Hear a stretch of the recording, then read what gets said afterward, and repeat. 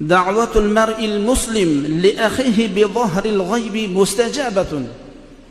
'Inda ra'sihi malakun mu'akkalun falamma kullama da'a li akhihi bi khairin qala al malakul mu'akkalu bihi amin wa laka bimithlin.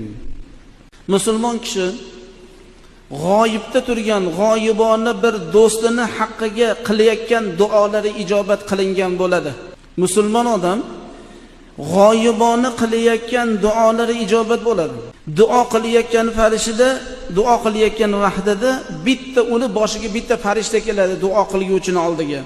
Birodariga yaxshilik duoni qilsa, haragi farishta duoga sherik bo'lib turgan farishta, vakil qilingan farishta kelib turib, amin va laka bimithlin. Sen birodaringga so'rayotgan narsani Alloh senga ham bersin deb turadi. Shuning uchun muhtaram jamoat, siz men biz yaxshilik so'rashligimiz kerak ekan, g'oyibona qilgan duolarimiz ijobat bo'lar ekan. Do'st shunaqa bo'lish kerak. G'oyibona duo qilishlikka yaraydigan bo'lish kerak.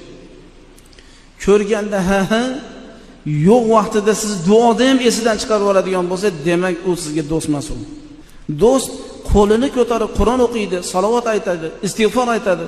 Duoda palon birodarlarimni mana maqsadlarni bergin deydigan bo'lsa, demak u do'stlikka yaraydigan odamga ulfat bo'lyapti. Xudoy taolo hammamizni ham shunaqa o'zining rizoligini toptiradigan amali solihlarga Alloh o'zi muvaffaq qilsin.